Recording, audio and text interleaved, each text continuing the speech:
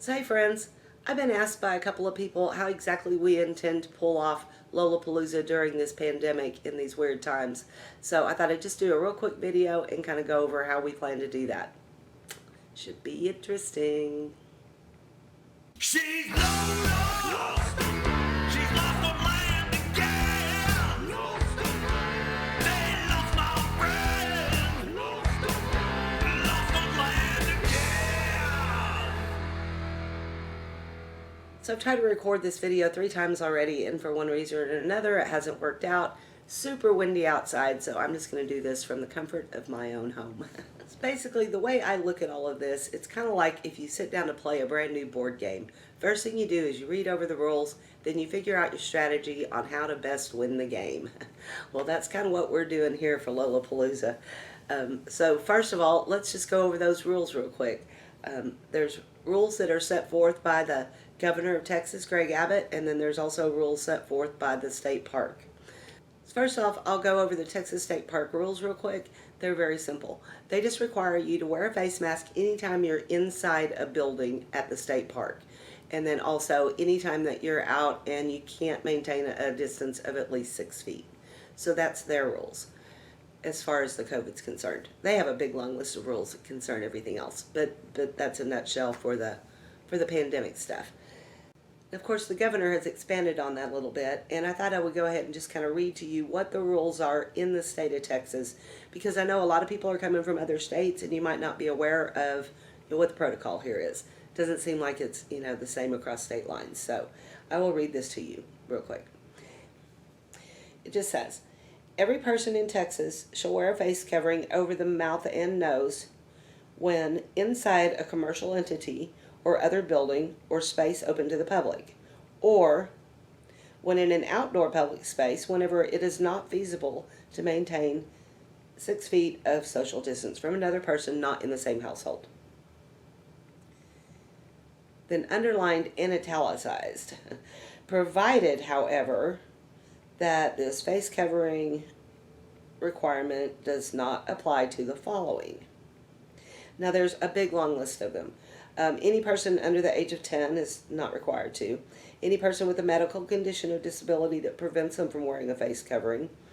Any person consuming food or drink or is seated at a restaurant to eat or drink.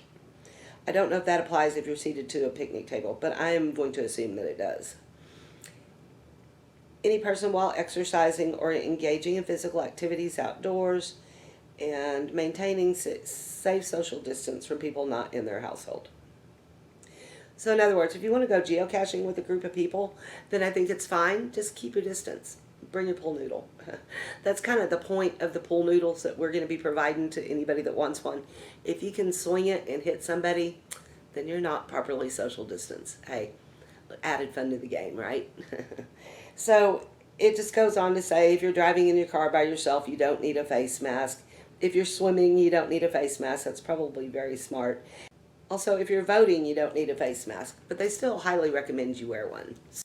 So that's a state of Texas mandate. And while they don't have face mask police here, I guess they can. If you were completely violating the rules, they will give you a warning first, and then if you still want to violate the rules, they could actually write you a ticket. So, we don't want to mess with any of that. Anyway, just thought I'd share the rules and the regs, and then expand on that a little bit more.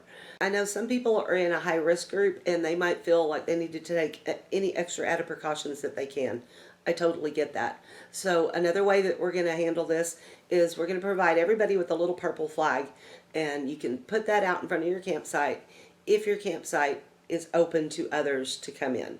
So in other words, if you don't mind people dropping by, put your little flag out, and that way everybody will know. Now, if you don't mind people coming in your campsite, but you really want them to wear a face mask, then all you have to do is let them know that. In fact, you can hang a little face mask on your flag if you want to, just to let everybody know. And that way, everybody will know. Then you can decide if you want to go in that campsite or not. If you know that face masks probably aren't required in this one, but they are in that one, then you can choose what's comfortable for you. Also, nobody will come in your campsite if you don't want them there. Just don't put your flag out. That way nobody will come in. So I think that's really going to be the key to this, is just everybody be as respectful as possible to each other, and everybody's going to have a really good time. So again, as how we're going to pull this off and still actually have a meetup without everybody gathering at once. Well, we're allowed to have groups of up to 10. So we have devised a few plans. We're going to do some round robin kind of stuff, some square dancing, if you will. And there's even a challenge that's going to be going on that's going to be a lot of fun. So stay tuned for more details for all of this. It's going to be a great time. Now, if you're one that can't make it to Lolapalooza this year for whatever reason, my Canadian friends, you know, y'all can't really cross that border right now. We do plan to do a couple of lives, like live videos and maybe even a Zoom meeting during the event so that we can include everybody, whether or not they're in their campsite or if they're at home in the comfort of their own home. So anyway, I just wanted to share this stuff with you so it'll help dispel any myths or give you an idea of how we're going to pull this off.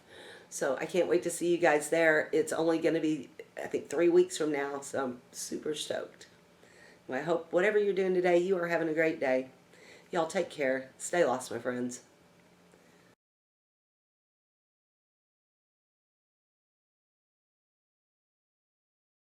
So now you really want to see what that is up behind me, don't you? Yeah, I'll show it to you.